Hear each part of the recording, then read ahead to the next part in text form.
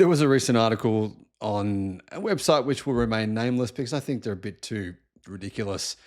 But they were claiming this new Toyota electric SUV, which is, to be honest, so ridiculously low price that it's going to damage the Toyota brand in China. But anyway, they were claiming there was so many orders for this vehicle that Toyota's website couldn't handle it and it crashed. Is that actually true? It may have been true, absolutely. I mean, did this vehicle get anywhere near the number of orders that some of Toyota's rivals got, though? No.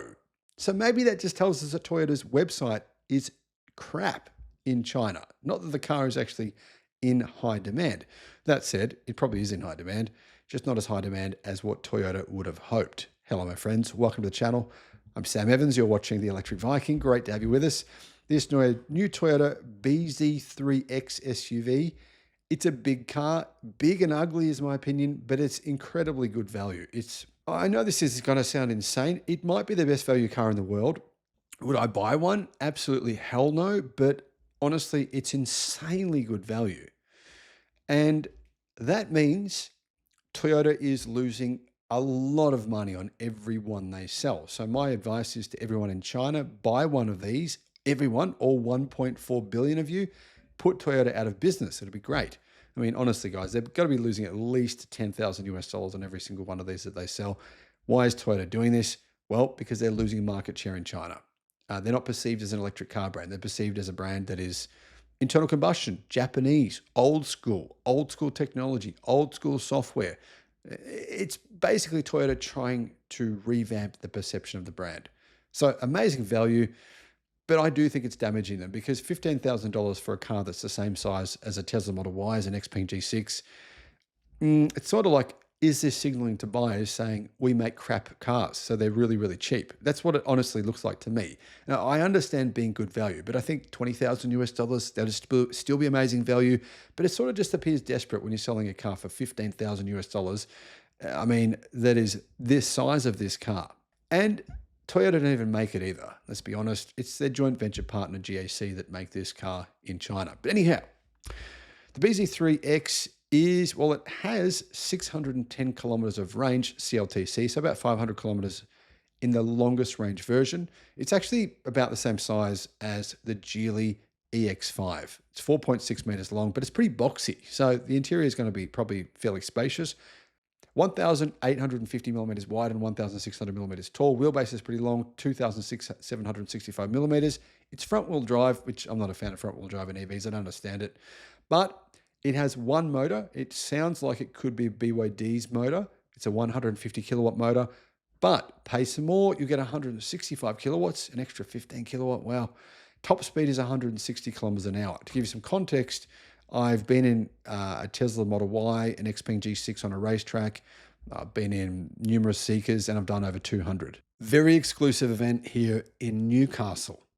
Saturday, the 15th of March from 3 to 5 p.m. I'll be speaking here with just a couple of other speakers. Very small event. So you can meet me in person. You can actually have a look at my EV as well, the XPeng G6. Test that out. I'll put a link in the description below to the event. I believe that the tickets will probably sell out very, very quickly. So if you're from Sydney, from Brisbane, from Newcastle, make sure you click on that link as quickly as possible to get in. I think there's only around 30 tickets left at this point in time. I'll put that link in the description and I'll see you there. It's not fast, but you don't need to go that fast, do you really? Battery packs. What are you getting for your 15,000 US dollars? The base model, the $15,000 model, still has, it's not big battery, but it's pretty big for the price. It's a 50 kilowatt hour battery. There's a 58.4 kilowatt hour battery in the mid-spec version. The longest range version has a 68 kilowatt hour battery. So you get 430, 520, and 610 kilometers of range, CLTC. So deduct about 20% from those numbers, and that's what kind of range you're going to get. In other words, you're going to get about 330 in the $15,000 model, probably about 420 in the mid-spec, and about 500 in the longer range model. Now, Toyota is saying that it wants to fight the stereotype in China that makes dumb cars, because people think Toyota's cars are dumb. They don't have the software and intelligence to actually do stuff, like have good apps that can, you can do things with. And, well, it's true. So Toyota is saying they have LiDAR and advanced driver assistance systems from Chinese autonomous driving startup Momenta. Now, Momenta is actually really good. So if they do have proper full self-driving, not full self-driving, but proper good autopilot systems from Momenta, they could be good. I believe you have to pay extra for those. I believe they're an option though in China. The 520 Pro and the Pro Plus, so the mid-spec and high-spec, have versions with LiDAR from RoboSense and Momenta 5.0 assisted driving technology. The top trim 610 Max has optional LiDAR and Momenta 5.0 ADAS. The rest of the trims come with standard Toyota Pilot driver assistance, which is just like automated cruise control essentially. So looking at these options here, guys, there is quite a few options. I think it's confusing. If I walked into a Toyota dealership, not to say that I ever would, but if I did, there's 7 different models. There's the 430 Air. Anyway, you can see these models. There's so many models. I'd be going, what the freak? Which one should I get? But anyway, I mean, why not get the most expensive version? It's still cheap anyway. I mean, the most expensive version is like $23,000. So the interior is, a car news China says it's Tesla-like and minimalistic, even though Toyota have criticized Tesla for their lack of buttons. Toyota has followed Tesla and doesn't really have any buttons. So that's interesting. It has a 14.6-inch screen. That's for all models. It has an older Qualcomm Snapdragon 8155 chip. Most new EVs are already using Snapdragon 8295, but hey, you got to get the price down somehow, don't you? And the LiDAR-equipped trims come with NVIDIA's Oryon X chip with 254 TOPS of computing power.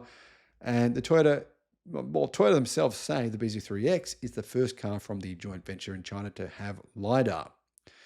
That may or may not mean anything. It may work well with, who knows. There's many cars on the roads in China that the LiDAR is, you wonder why it's there. It's not doing much from what I've seen in videos from China. Toyota says that 65% of the parts come from Chinese suppliers, only 1% are imported.